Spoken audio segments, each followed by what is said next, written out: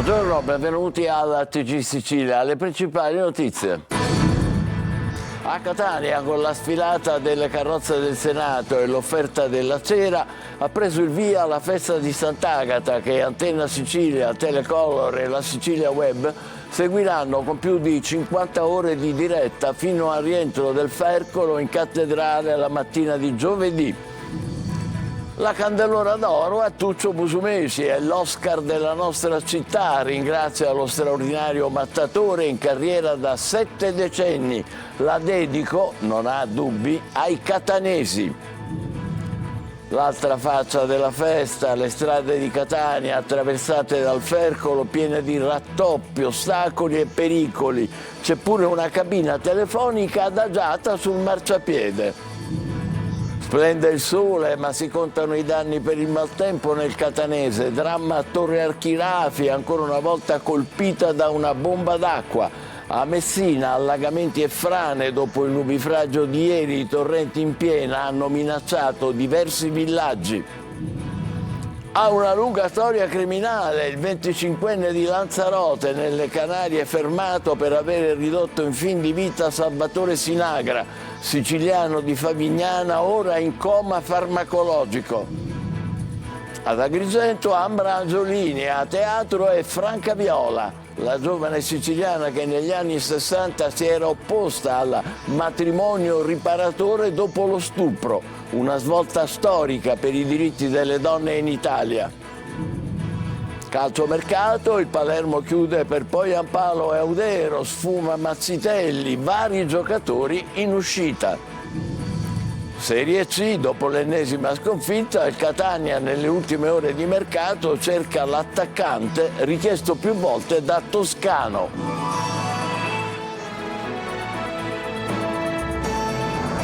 Bentrovati con l'offerta della cera e l'uscita della carrozza del Senato. Sono iniziati stamane a Catania i festeggiamenti in onore di Sant'Agata e anche le nostre dirette per seguire tutti i momenti delle celebrazioni. Adesso ci colleghiamo in diretta con Piazza Duomo, dove per noi c'è Luca Ciliberti.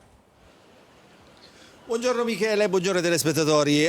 Comincia la lunga festa di Sant'Agata, sulla carta 2 giorni di processione religiose, uno di processione religiosa e civile, poi diventano 5 giorni in cui la città si stringe attorno alla propria patrona, 5 giorni lunghissimi perché in effetti si comincia con la preparazione già da ieri della Candelora d'Oro, l'attestazione a un cittadino catanese illustre da parte del comune, poi oggi la processione dell'offerta della cera che si è appena conclusa, dove sfilano insieme a partire dai luoghi del martirio di Sant'Agata le autorità religiose insieme alle autorità civili, tutti insieme per portare in segno di dono la cera che poi è devoluta a Sant'Agata. Da domani mattina ovviamente si entra nel vivo della festa con l'uscita del busto reliquiario, con la messa all'aurora, al termine della messa all'aurora l'inizio del giro esterno tra quelle che erano una volta le vie di confine della città e poi il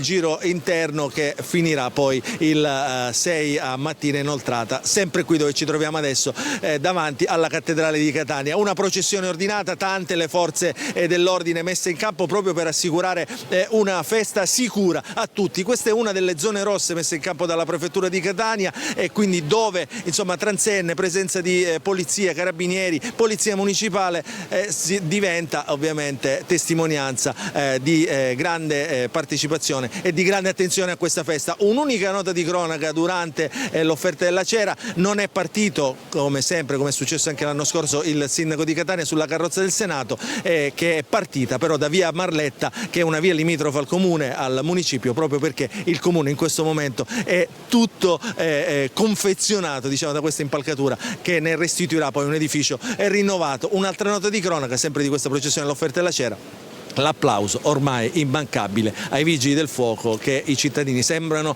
e sentono sempre molto vicini alle proprie esigenze.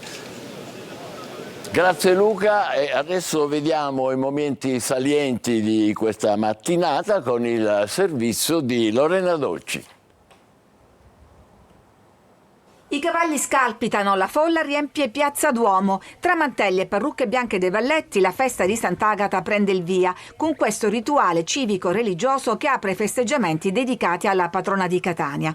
Nelle settecentesche carrozze del Senato, tirate a lucido per l'occasione, anche quest'anno né sindaco né assessori, per precisa scelta di Enrico Trantino, che lascia il posto agli studenti, i piccoli videomaker vincitori del concorso Catania e Casa. A piedi tutta la giunta, così come insomma lei ha imposto. No, Sai che c'è? devo dire che è stato facilissimo, nel senso che tutta la giunta mi ha detto noi vogliamo stare con te. Senza amministrazione a bordo viene meno anche l'usanza dell'applausometro che registrava il gradimento della giunta in carica. Le carrozze escono poco prima di mezzogiorno per sfilare lungo via Etnea, diretta a Sant'Agata alla Fornace, luogo del martirio della Santa. Da qui riparte poi l'offerta della cera, la processione con le corporazioni cittadine che raggiungeranno la cattedrale in Piazza Duomo.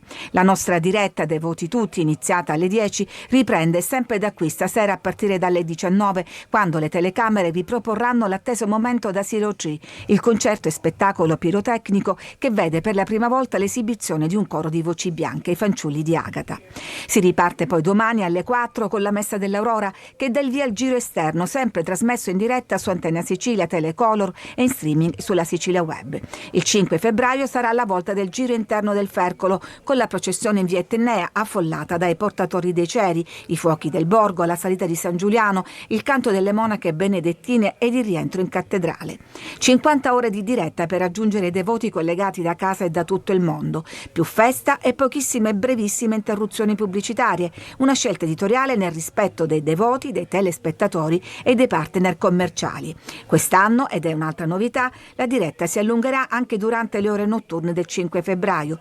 Per sapere dove è la Santa, poi basterà collegarsi al sito lasiciliaweb.it. L'apposito banner segnalerà in tempo reale la posizione del Fercolo. Buona festa a tutti. La Candelora d'Oro è stata conferita a Tuccio Musumeci. È l'Oscar della nostra città, ha commentato l'attore novantenne. La dedico a tutti i catanesi. Ancora Lorena Dolci.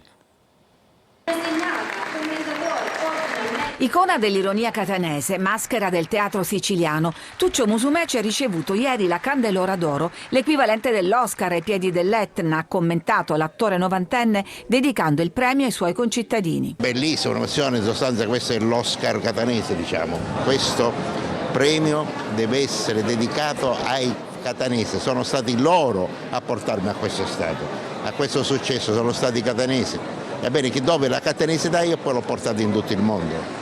Insieme con Tuccio Musumeci, si legge nella motivazione, viene premiata anche la capacità di sorridere e far sorridere sulle debolezze umane, missione che il teatro ha sempre rappresentato, così da rifletterci sopra e migliorarsi. A questo talento comico innato, cresciuto sulle tavole del Teatro Stabile di Catania prima e poi su quelle del Teatro della Città che ha fondato e dirige, l'atto d'amore e riconoscenza della città. Tuccio Musumeci non è che è un simbolo di Catania, Tuccio Musumeci è Catania. Appartiene alla nostra storia, appartiene alla nostra tradizione.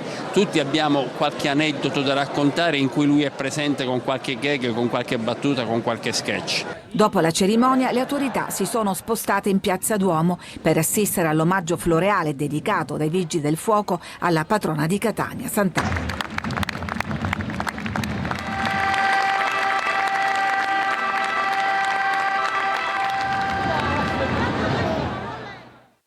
E adesso però l'altra faccia della festa, le strade di Catania attraversate dal Fercolo, piene di rattoppi, ostacoli, pericoli. Vi mostriamo alcuni esempi, compresa una cabina telefonica adagiata sul marciapiede.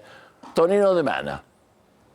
Il rovescio della medaglia di una Catania vestita a festa è il centro storico, pieno di buche, rattoppi e ostacoli, dall'alto e dal basso. Sono lastricate e piene di difficoltà le strade che verranno percorse dal Fercolo di Sant'Agata, preceduto dalle candelore ed accompagnato nel tragitto da migliaia e migliaia di fedeli. Anche la centralissima via Etnea non è esente da pericoli, con alcuni balconi che certo non brillano alla voce sicurezza. Dal basso si nota anche un grosso pezzo d'asfalto staccato e lasciato in bella mostra sulla strada. E su internet circola il video, divenuto virale, di una candelora che nei giorni scorsi incappa in via Pantano in un avvallamento stradale.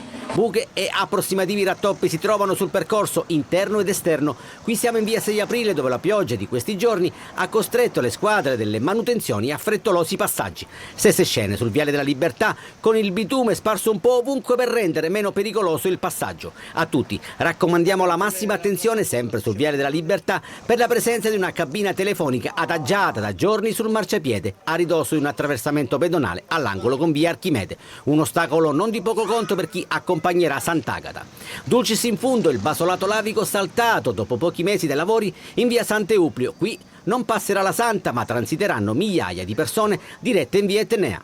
La cosa che mi ci stranizza tantissimo è che sono stati fatti i lavori un mese fa. Che materiale usano? Io quello che vorrei dire al signor sindaco, se paghi fallo bene. E se qualcuno fa un accostamento con le strade realizzate dai romani nei secoli passati, la risposta che mette tutti d'accordo è di questa arzilla signora. Non siamo romani, siamo catanesi, purtroppo. Allora, adesso però i guai del maltempo. Splende il sole e si contano i danni nel catanese colpito ieri dall'ennesima ondata di maltempo. Adesso andiamo a vedere Torre Archilafi, messa in ginocchio da un'altra bomba d'acqua. Ancora Tonino De Mana. In una Sicilia orientale che esce dall'ennesima allerta meteo, contando danni per smottamenti e allagamenti in un territorio fragile dal punto di vista idrogeologico, balza all'occhio il dramma degli abitanti di Torre Archilafi, ancora una volta colpiti da una bomba d'acqua che ha trasformato le strade in fiume in piena.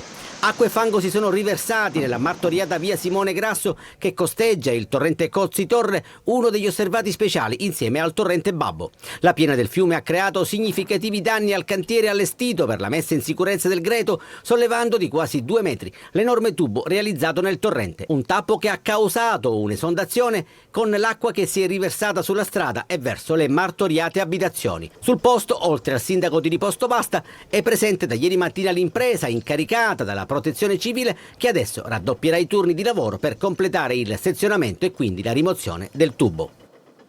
A Messina e nel Messinese allagamenti e frane dopo il nubifragio di ieri. Paura per i torrenti in piena che hanno minacciato diversi villaggi. Francesco Triolo. Un mese di pioggia in sole 4 ore, basta questo per capire la portata del nubifragio che ieri mattina ha messo in ginocchio Messina. Da nord a sud allagamenti e frane, mentre i torrenti in piena hanno minacciato diversi villaggi. Le precipitazioni intensissime sin dalle prime ore della mattina hanno provocato l'esondazione di numerosi torrenti, allagamenti di strade, crolli di alberi e numerose difficoltà alla viabilità cittadina. E ci sono anche alcuni insediamenti abitativi rimasti isolati per lungo tempo, prima fra tutti quello di Zafferia, dove il problema si è ripetuto per l'ennesima volta. La situazione più difficile si è vissuta proprio a Zafferia, 40 famiglie sono rimaste isolate e il giorno dopo un misto di rabbia e attesa per i lavori di messa in sicurezza annunciati da tempo dal Comune. Circa 70 gli interventi dei vigili del fuoco che hanno soccorso alcune persone, tra cui un disabile bloccate dal fango. Secondo quanto registrato sono stati quasi 150 mm di pioggia che in poche ore si sono riversate sulla città. Tutto si è calmato poi intorno alle 14:30, in piena attività il centro operativo comunale anche oggi, che sta stilando un primo bollettino con tutte le criticità affrontate. Situazione complicata anche in provincia. Sulla Tirrenica i corsi d'acqua hanno rotto gli argini a Saponara e Monforte Marina. A Villafranca il Calvaruso ha superato il livello di guardia, gravi ripercussioni si sono registrati sui collegamenti. Pesante bilancio anche nel comprensorio ionico dopo i temporali che dall'alba di ieri hanno scaricato notevoli quantità di acqua al suolo. In 24 ore la stazione di Antilla ha rilevato 105 mm di pioggia, mentre quella di Fiume di Nisi 60 mm, con precipitazioni a tratti brevi ma molto intense e bombe d'acqua che hanno innescato allagamenti e dissesti su tutto il territorio.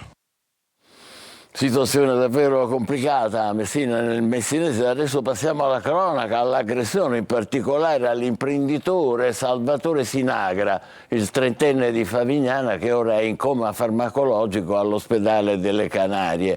Gli investigatori vogliono chiarire le ragioni per le quali l'aggressore, che è al momento detenuto, ha deciso di scontrarsi e di aggredire appunto l'italiano. Laura Spanò. È un giovane di 25 anni di Lanzarote, Isole Canarie, il presunto aggressore di Salvatore Sinagra, 30 anni, di Favignana. Il giovane è stato arrestato attorno alle 23:40 di sabato dalla polizia locale dopo che era riuscito a nascondersi dalla domenica precedente, quando si era verificato l'evento. Il 25enne, ora detenuto, ha una lunga storia criminale. Immediatamente dopo l'aggressione, il 25enne, dopo essersi dato alla fuga, si era nascosto in casa fino a sabato sera, 1 febbraio, quando ha deciso di uscire per recarsi in un bar, dove è stato arrestato in quel momento dalla Guardia Civile, che con ogni probabilità, grazie alle seppur non nitide immagini delle telecamere di sorveglianza, erano riusciti a individuarlo e quindi lo stavano monitorando. Gli inquirenti ora cercano di chiarire i motivi che potrebbero aver portato allo scontro. Al momento non è stato nemmeno possibile chiarire se tra i due ci sia stato qualche legame precedente. Secondo la testimonianza di Andrea Sinagra, padre della vittima, Salvatore stava giocando a biliardino con alcuni amici quando altri clienti lo hanno avvicinato al centro commerciale di Matagorda. Salvatore è stato inizialmente trasportato all'ospedale di Lanzarote, dove ha ricevuto le prime cure mediche, poi, vista la gravità e le caratteristiche delle lesioni riportate, l'equipe medica ha deciso di trasferirlo a Gran Canaria ed è stato ricoverato al Negrin, dove è stato sottoposto a un delicato intervento chirurgico ed ora è in coma farmacologico. Andrea Sinagra riconosce però la sua preoccupazione riguardo all'ultimo referto ospedaliero. I medici che lo hanno in cura mi hanno spiegato, dice, che c'è il rischio di conseguenze permanenti. È stato trovato privo di vita nel messinese Antonio Milazzo, il 53enne di cui si erano perse le tracce da 2 giorni. Dopo le ricerche da parte dei carabinieri nella zona collinare tra Villafranca e Messina, il corpo è stato ritrovato in zona Ferraro, precipitato in auto in una scarpata per oltre 150 metri. Milazzo era molto conosciuto, prestava servizio come assistente sociosanitario e si occupava dei bambini con disabilità. La tragedia dei Vulcanelli ad Aragona, nell'Agrigentino. Assolti gli imputati. Dissequestrata la riserva Macalube. Davide Sardo. Dopo 10 anni dalla tragedia che sconvolse Aragona, la riserva naturale Maccalube è stata dissequestrata. Il provvedimento è arrivato dopo la sentenza della Corte d'Appello di Palermo, che il 28 marzo 2024 ha assolto i 3 imputati, i dirigenti di Legambiente Mimmo Fontana e Daniele Gucciardo e il funzionario regionale Giovanni Gendusa. La decisione ha ribaltato la condanna emessa in primo grado al Tribunale di Agrigento. La tragedia avvenne il 27 settembre 2014, quando una violenta eruzione di fango e gas travolse Carmelo e Laura Mulone, di 9 e 7 anni, che stavano visitando l'area insieme al padre, unico sopravvissuto. Un evento improvviso e devastante che sollevò interrogativi sulla sicurezza della riserva gestita da Legambiente. Dopo anni di indagini e processi, la Corte d'Appello ha stabilito che non vi fossero responsabilità penali a carico degli imputati. Con l'ordinanza del dissequestro, i carabinieri di Aragona hanno rimosso i sigilli alla collina dei Vulcanelli e notificato il provvedimento al Legambiente. Resta il dolore di una comunità segnata da una tragedia che ha cambiato per sempre la percezione della riserva, un tempo meta turistica e scientifica, e oggi è ancora al centro di un acceso dibattito sulla sicurezza e sulla gestione delle aree naturali a rischio. Molte delle mascherine fornite al Dipartimento della Protezione Civile durante l'emergenza Covid non avevano i requisiti previsti e per questo la Procura di Palermo ha fatto scattare un maxi sequestro da 10 milioni di euro a carico di 2 società, una di Palermo, l'altra dell'Ennese, per frode in pubbliche forniture. Spettacolo Oliva Denaro. È la storia di Franca Viola a teatro ad Agrigento, protagonista Ambrangio-Lini. Davide Sardo. Ispirato alla vicenda di Franca Viola, la giovane siciliana che negli anni 60 si oppose al matrimonio riparatore dopo una violenza, un rifiuto che segnò una svolta storica per i diritti delle donne in Italia. Alla Palacongressi di Agrigento va in scena Oliva Denaro, spettacolo teatrale tratto dal romanzo di Viola Ardone. La drammaturgia è firmata da Giorgio Gallione, mentre sul palco Ambra Angiolini interpreta la protagonista dando voce ad una storia di coraggio ed emancipazione. Il direttore artistico del Palacongressi, Gaetano Aronica, sottolinea l'importanza del messaggio lanciato dallo spettacolo, capace di parlare al presente e di sensibilizzare il pubblico su temi ancora attuali. Il coraggio di mettersi in gioco, il coraggio di avere un orgoglio, in questo caso femminile, vengono i brividi mentre lo dico, il coraggio di essere se stessi anche contro tutti. Secondo me la lezione più grande è proprio questa, il coraggio di essere se stessi contro l'omologazione di massa che purtroppo in questo momento è il vero nemico. Il gradimento del pubblico conferma la forza dello spettacolo e l'attualità della storia di Franca Viola. A Palermo il quartiere Sperone gioisce per il murale dal titolo Rusulia, realizzato da Igor Scalisi Palminteri e che raffigura la santa patrona della città. L'opera ha guadagnato il primo posto in Italia e il sesto nel mondo nella piattaforma dedicata ai murales di strada. Marco Gullà.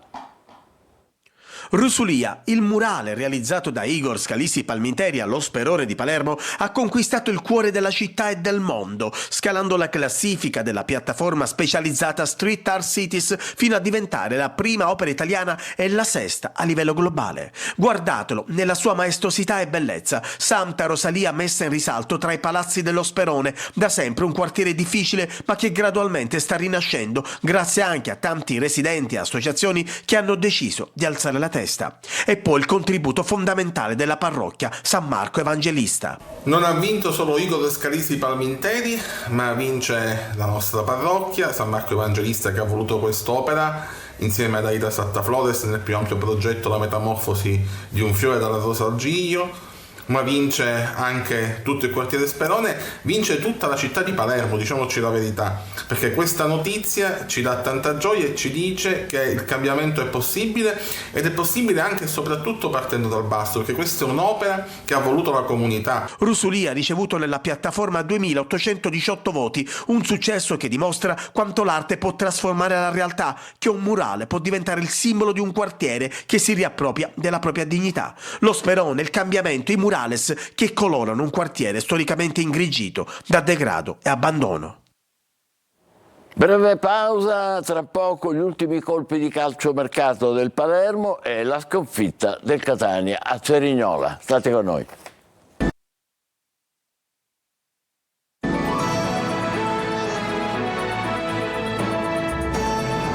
Riprendiamo con il calcio, poi Ampalo e Audero sono ormai del Palermo, sfuma Mazzitelli, in uscita Nedelciaru, Henry e Buttaro. Marco Gullà. Ultimo giorno di mercato e Palermo più che attivo, Joel Poyampalo per l'attacco, Emil Audero per la porta, due tasselli importanti, rinforzi che permetteranno al Palermo di alzare l'asticella, considerato che entrambi arrivano dalla Serie A. Poyampalo ieri ha svolto le visite mediche a Torino, oggi ufficialmente è un calciatore rosanero, l'esordio domenica al Picco contro lo Spezia. E andiamo ad Audero, il Palermo ha accelerato la trattativa per il portiere del Como nelle ultime ore, l'estremo difensore non era una priorità a inizio mercato, ma le strategie sono cambiate dopo le partite con Reggiana e Pisa. Sirigu ha ben figurato con Modena e Juve Stabia, ma con la Reggiana è apparso incerto e comunque non poteva essere il titolare fino al termine della stagione. L'errore di De Planche contro il Pisa ha confermato che il giovane portiere non è ancora pronto per una stagione ad altissimi livelli. Sfuma Mazzitelli, in uscita Nedelciaru andrà in Russia, Henry invece tornerà al Verona. Buttaro probabilmente sarà ceduto in prestito alla Carrarese. In tutto questo il Palermo lavora per la gara di domenica contro lo Spezia, terzo in classifica e con ambizioni da promozione diretta. Ultime ore di mercato anche per il Catania, che esce sconfitto da Cerignola, terzo stop nel nuovo anno per la squadra di Toscano. In arrivo almeno un rinforzo in attacco. Marco Carli. Stessa storia, antiche pecche, vecchi errori. Il Catania si ritrova nel post Cerignola, terza sconfitta del 2025, a riesaminare i soliti problemi. Organico ridotto, giocatori che si fermano, chi per infortunio, chi a causa di un'espulsione e un'idea tattica che resta zoppa. A Cerignola il Catania nella prima mezz'ora rischia poco ma produce zero e dà la sensazione fin dall'avvio di voler evitare l'onda d'urto pugliese arroccandosi più che costruendo. Quando l'impianto è fragile è facile che crolli, in questo caso l'espulsione di Frisenna è la miccia che innesca un dominio pugliese che si evidenzia nella ripresa. Le reti di Salvemini e quella bellissima di Capomaggio sono la conseguenza, così come conseguenziale è la contestazione dei tifosi e Toscano che ripete. Bisogna intervenire, davanti siamo pochi, le assenze poi si fanno pesare, quindi dobbiamo rafforzare questa squadra. Il risultato delle richieste è il rinforzo in attacco. Redan, per esempio, il giocatore è chiuso all'Avellino con l'arrivo di Lescano, ma la Triestina si è rifatta sotto e il Catania batte anche altre piste. Un altro nome proprio per l'attacco si potrebbe concretizzare in queste ultime ore. Rapisarda verso Latini, in uscita Montalto, Concelli e Zanellato che finora però hanno rifiutato varie offerte. Il tempo stringe, il mercato chiude a mezzanotte. E noi ci fermiamo qui, l'appuntamento lo sapete per la prossima edizione è per le 20, grazie per averci seguito, buon pomeriggio.